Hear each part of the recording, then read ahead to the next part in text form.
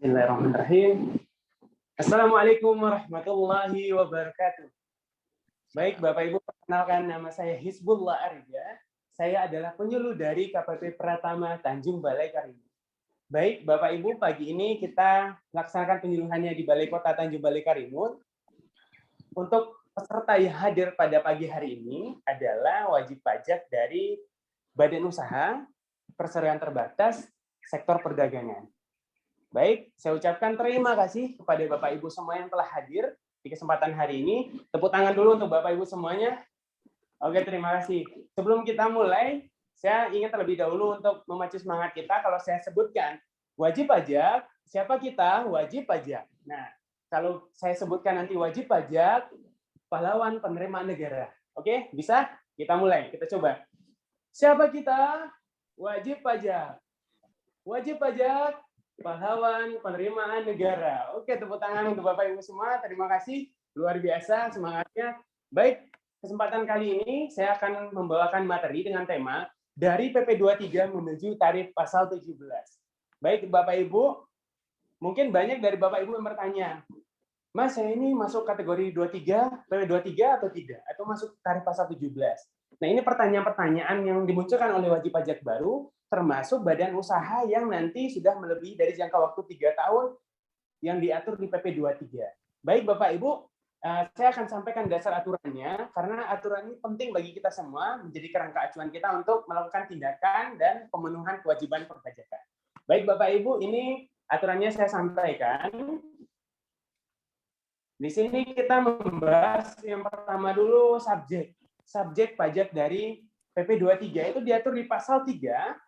Siapa saja sih subjek pajak PP 23? Nah, tentu di sini saya akan menjelaskan. Yang pertama itu adalah orang pribadi, lalu yang kedua adalah perusahaan atau badan usaha berbentuk PT, CV, firma, dan koperasi. Nah, ini adalah subjek pajak PP 23 apabila mereka omsetnya di bawah 4,8 M dalam 1 tahun pajak. Nah, ini saya munculkan. Nah, ini adalah kategori dari subjek pajak PP 23.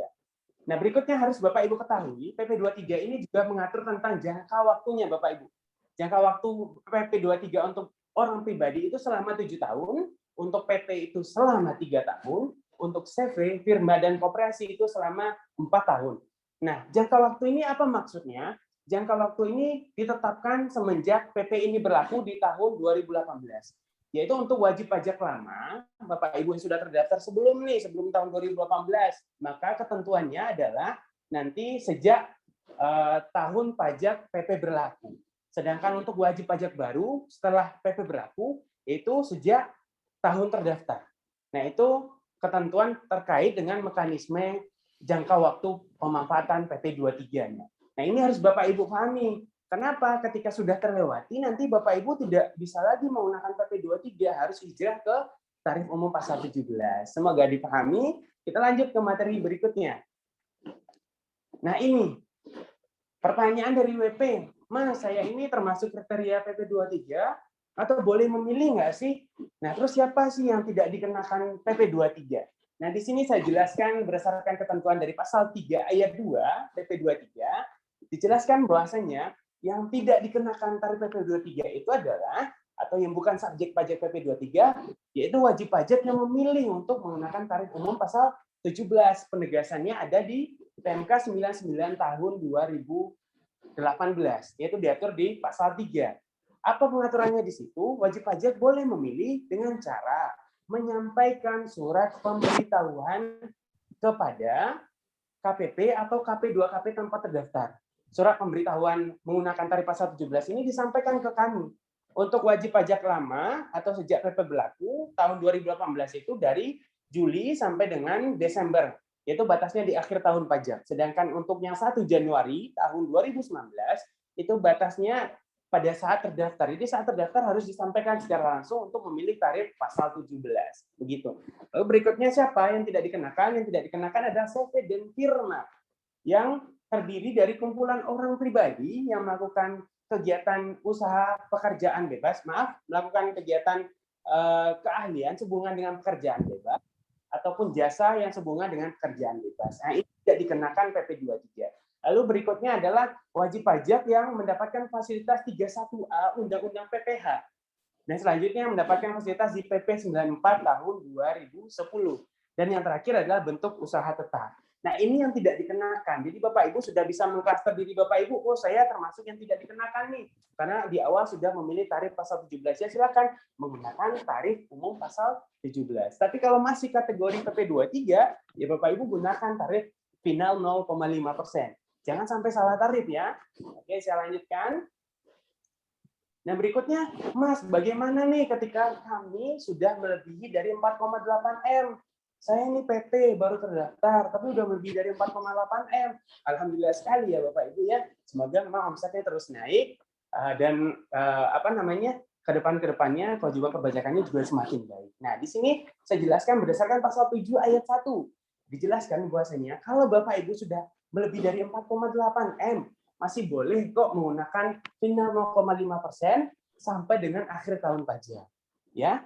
Lalu berikutnya diatur di pasal 7 ayat 2.